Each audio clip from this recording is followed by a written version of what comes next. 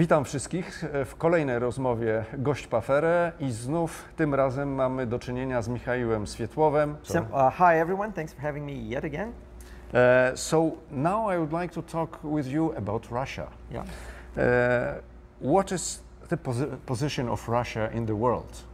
Well, I think it's the world's bully, but it's very efficient at being a bully, so there's nothing other countries can do to Russia right now, unfortunately. Mm-hmm. How do you perceive Putin? Is it a good leader or no? Well, it depends. He's an extremely good leader with extremely terrible goals. So he's on the black side of He's a bad guy, but yeah. he's very efficient and intelligent bad guy. And you got to give credit where credit is due. If you underestimate your enemies, you're going to lose. So don't underestimate Putin. He's very intelligent. Very efficient. And very efficient, yeah. yes. Russian economy, because you know, there is some rumors that the Russian economy is going down, that it is going down, but it's not in as bad state as Western media would like it to portray. There's a huge gray market in Russia, and the numbers that the official statistics show don't really represent the actual income that Russian people have. For example, if you follow Russian statistics, I'm unemployed and I've been unemployed all my life, so I'm somewhere in the unemployment statistic, but I'm also a very well-off individual. So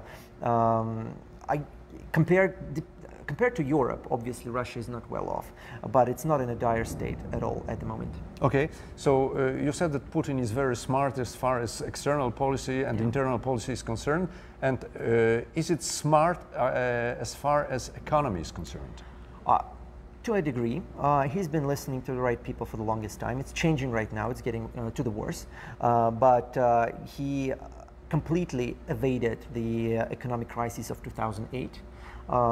Thanks to his economic policies, he's avoided economic crisis that is going on right now, thanks to some smart policies. So he's a smart politician. He's just a bad guy, but he's a smart politician.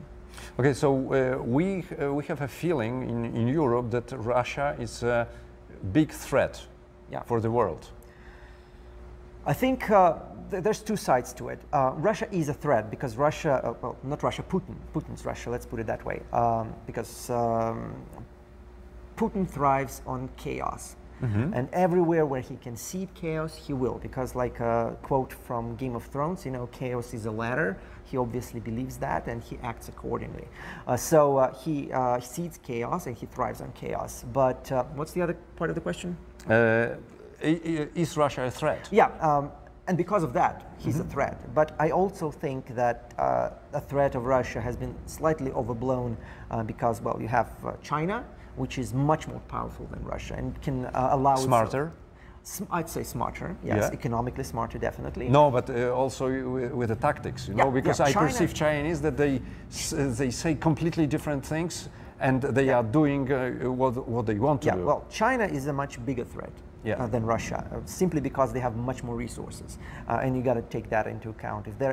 If there is ever a conflict between the West and China, I'm pretty sure Russia will align with the West like it always happens in the big conflicts. So I think Russia is a problem. Putin's Russia is a problem, but the real threat is further east. And you got to realize that. Yeah. Now let's talk about ordinary people, ordinary Russian guys. You know, so how they live? Are there, you know, because you visited a lot of countries. Can you place their wealth level?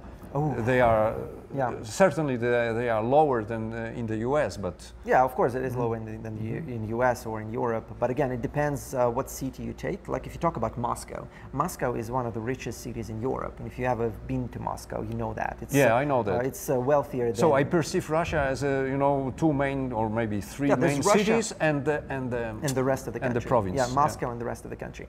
So if you're talking about Moscow, Moscow is extremely well off. It's like extremely well off. If you're talking about the rest of Russia, there are some extremely poor places, especially in the republics in the south, like Kalmykia. Well, Kalmykia is like people. It's similar to Tibet. So it's very hard to evaluate, because if you're going to take the average, it's not going to reflect anything. And that's a mistake that Western media makes, is that they take the average and then they come to Moscow and they see something completely different, because average does not reflect Moscow, does not reflect,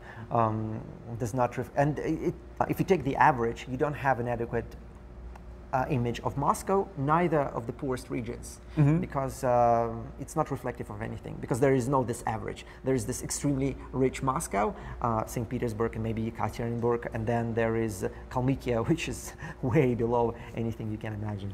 And now, so are Russians politically aware? Yes, they are. Yeah. They are afraid, but they are very politically aware. Russian society has been very politicized in the last couple of years, and that's why Putin has implemented this crackdown, where basically everyone who was vocal and organizing anything is in jail or in immigration right now.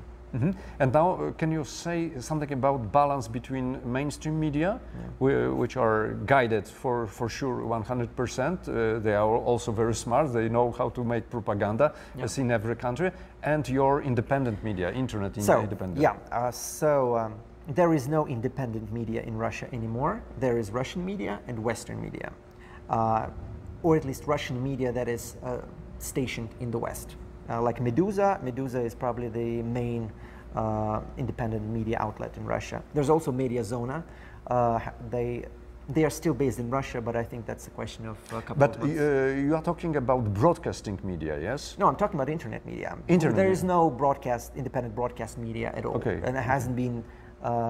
And there hasn't been any for years. And there is this Dost channel, which you might say is independent, but there is big quotation marks. Okay.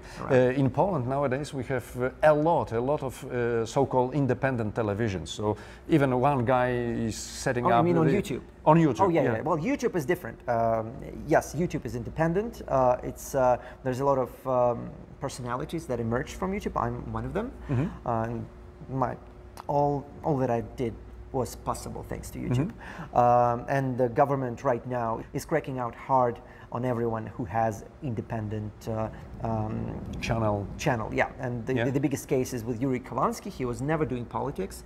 I think he's just an example that government wants to make. He's been a very early YouTuber. He amassed several millions of subscribers, and he's in jail right now for inciting extremism and terrorism. He's actually on the terrorist list right now. He's been put there just a couple of days ago, and for singing a song on his YouTube channel 10 years ago about the terrorist attack on Dubrovka Theater. Maybe you've heard about it. So it was a parody. It was in bad taste, but it doesn't matter.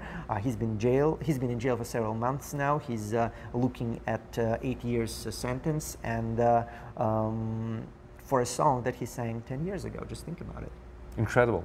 And now, technical question, because you have your own YouTube channel, is it monetized? Did they pay you? It is monetized, but I don't make much money. I don't make much money out of YouTube. I have donors, voluntary donors who donate money through Patreon, and I'm grateful to them immensely. And these are the money that allowed me to hold my lectures in Russia. But I'm financially independent. I have Bitcoins, and And does your films, your talks were censored by YouTube? Because it is very common in Poland that they censored, you know, especially if we talk about COVID. So you will be presented in, our talk will be presented in Vrealu television, Vrealu 24, and they changed the word. So they are not using COVID-19, they are saying I say Chinese tomato, tomato, Okay. and the vaccinate, it's just ketchup, okay? Okay. So... I had a couple of my videos censored, not too many, I think it's 3 or 4, and one of them was a speech by this radical nationalist from UK. I invited Tommy Robinson to speak on my channel because I talked to everyone. I had communists, radical communists on my channel, radical nationalists. You are not afraid to talk to them? I'm not. Okay, not so I good think fighter. it's extremely important to talk to everyone. So I invited him to give a speech, and it was censored, but mostly because he was speaking in English, and a lot of Western audience were interested and in the topic. maybe their tools are more powerful as far as English is concerned. So I haven't been censored heavily by YouTube yet, but I'm expecting it to change because libertarian views are not very politically correct anymore. Okay, you left Russia and you are afraid to come back, or? Well, I wouldn't call it left Russia because I plan to return. I don't consider myself an immigrant. But if I was to return today, I would be put in jail the next day while leaving the airport. So it is smart not to return now? At the moment. I hope that after the election period, the elections are in the end of August or early September, I don't remember exactly, but after the election maybe it'll be easier and safer to return. I have heard your talk with one of the Polish guys who intend to leave Poland because he said that it's very hard to live there, that the country is transforming nowadays to the very bad direction, and you advised him? I said that there's nowhere to run. In a globalized world, there is really no sanctuary left. Look what happened with Chinese coronavirus, with the lockdowns. They just sealed the borders to their own citizens. What happens in Australia? Australia used to be this beacon of liberty, but now they have visas to leave the country. They don't call it visas, but that's what they are. You have to ask permission from the government to leave the country. In a free world, it's to me and to Poles, I think it's unthinkable because that's what we used to have in Soviet Union. You couldn't leave the country without government's permission, and now it's OMAD in places like Australia, in places like UK. It's crazy. It drives me insane. And in that reality, I don't see where you plan to run. You have to fight now. Yeah. So instead of run, use your brain to change the world. Well, and not just brain, but will as well. Will is because you said yes, it's very important. Yes.